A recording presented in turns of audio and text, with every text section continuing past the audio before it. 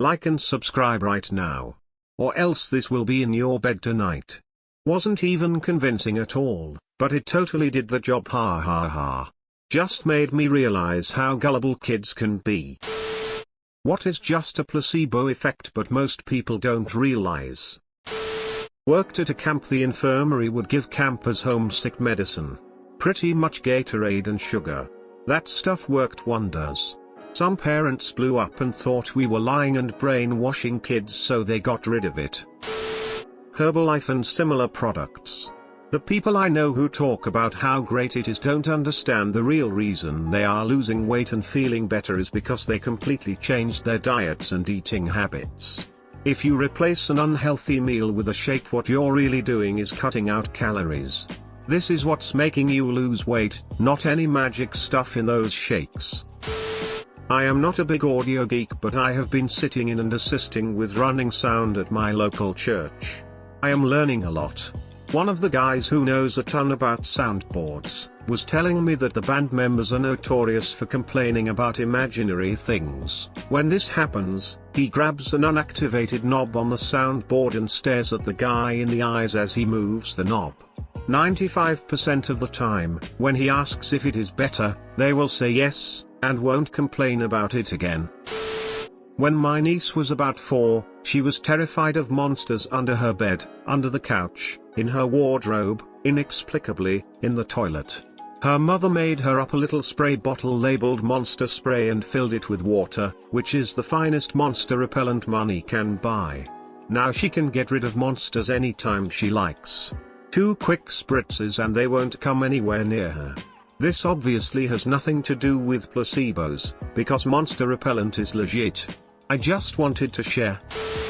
The bias placebo. It's a very simple concept where someone allows a certain bias, as in an idea, to create a placebo effect. For example, you may have a bias that fish taste nasty even if you have never tried it, so when you finally do, the placebo effect kicks in and ruins it. This is very common and comes in many forms. It's always self-inflicted and is easily fixed. It's so common that people can have this happen nearly day to day depending upon the bias and not even know it. My son was an army medic. Sometimes soldiers would complain about aches and pains, but he knew there wasn't really anything wrong. Worry, boredom, homesickness, and anxiety often comes through as physical symptoms. He still wanted to help, so he would give them plain old aspirin. He'd put a few tablets into a little envelope and casually warned them that the medication was pretty strong, telling them to take it exactly as directed. He said it was amazing how often a guy would come find him and say, "Doc, those pills you gave me worked. Pain is gone and I slept like a log." There's nothing fake about a placebo. It's a very useful medical tool. When my daughter was very young, I had to leave for work for a couple of years, only coming back once a month. My daughter started to have nightmares, so I bought a teddy bear that I gave her and told her he would keep the nightmares away. Years later she asked me why it worked. Because you believed me. To a certain extent, alcohol. Many of the behaviors associated with drinking, aside from direct physical effects, come about through learned behavior, environment, and cultural conditioning.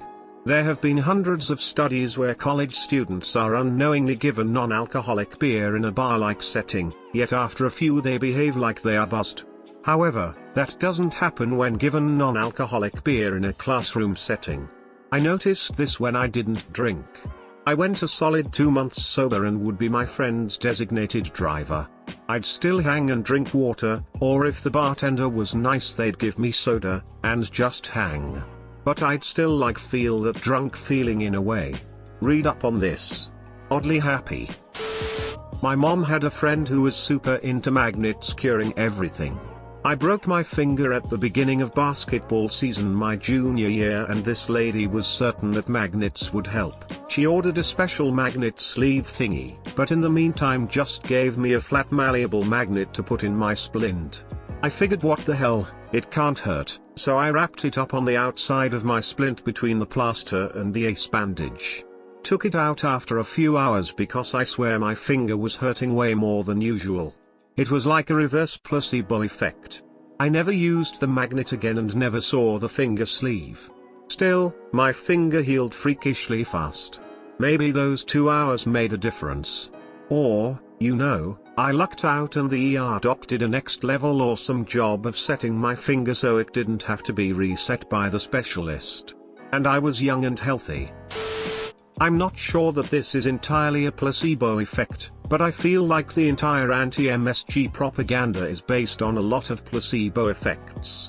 As an example, my father-in-law is absolutely convinced that he can tell when a restaurant uses MSG and that we must avoid them at all costs because he gets very ill when he eats MSG. He supposedly gets severe headaches and doesn't feel well for an entire day anytime he eats at a restaurant that uses MSG.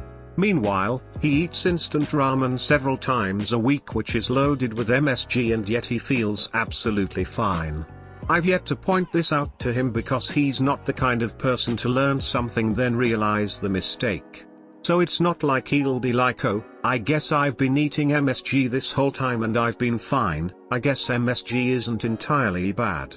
But rather all of a sudden realize that the next time he eats instant ramen he'll feel sick because he's now aware it contains MSG. So yay, I'm gonna say MSG? And the resulting negative effects is simply the result of eating high levels of sodium. I'm not a nutritionist and don't have any scientific data to prove that MSG has negative placebo effects, but I do feel anecdotally I've seen plenty of people succumb to this. Edit, lots of people have kindly pointed out that this is an example of a nocebo effect, not a placebo effect.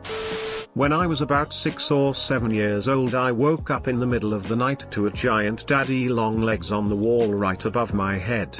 I ran out of the room absolutely terrified and told my mom I would never sleep in there again because the spiders were going to crawl all over me as soon as I fell asleep.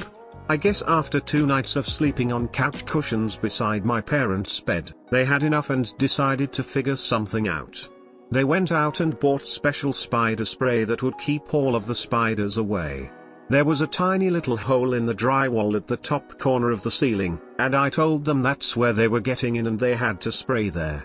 So my mom sprayed the spider spray in the hole and plugged it with tissue paper, and then sprayed all over my room. I remember it smelled really sweet and my mom said it was because spiders hate sweets. Then after I was satisfied with the level of spider prevention, my mom put the can under the sink in my bathroom and it was long forgotten about. Fast forward 12 years later, I've moved out and my parents are redoing that bathroom. They asked me to come over and grab any stuff I still wanted. I'm rummaging through, and I pull out an air freshener can with little holographic Halloween spider stickers all over it. My mom starts laughing and tells me that that was my special spider spray. I was completely floored, ha ha ha. I had actually never caught on. I thought it was genuinely spider spray when my mom had used it, and now I was looking at a Glade can with Halloween stickers all over it. Wasn't even convincing at all, but it totally did the job, ha ha ha. Just made me realize how gullible kids can be. Any sort of cleanse. You do not need to detoxify your body. Your kidneys and liver do a great job of that. If you really had so many toxins in your body, you would be deathly ill and in need of hospitalization. You do not have 10 pounds of toxic sludge chilling in your intestines making you sick. You probably do have a few pounds of food at various stages of digestion, but this is normal and healthy. Digestion is a process that takes time, so if your undigested food moves right along and didn't spend any time sitting in your digestive tract, your body wouldn't have the chance to extract the energy and nutrients locked in that food.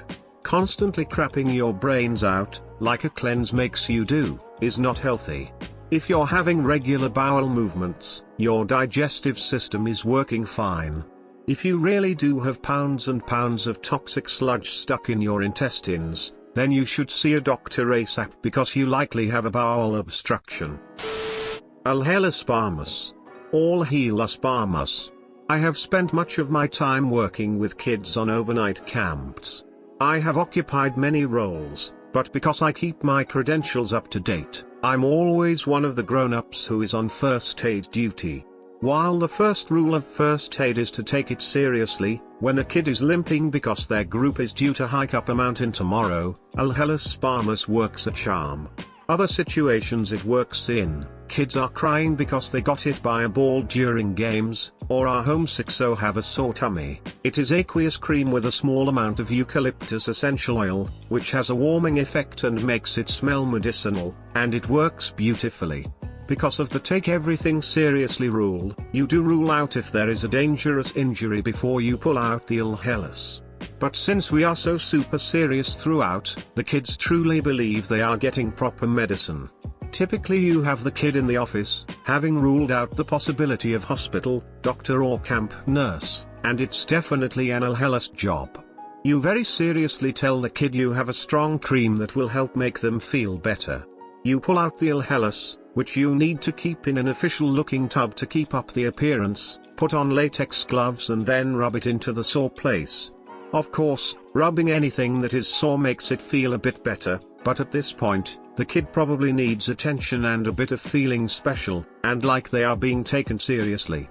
Then, once you've rubbed it all in, you look at your watch and say now, you should start feeling the effect in exactly 2 minutes. You explain that the powerful cream needs to be activated by the air. The eucalyptus soil's thermal properties are helped by airflow, so you need to move around to get new air around it. 90% of the time, the kid is back up and running around with friends in no time at all. The other 10% probably need a hug. Like and subscribe for more r/ask Reddit videos.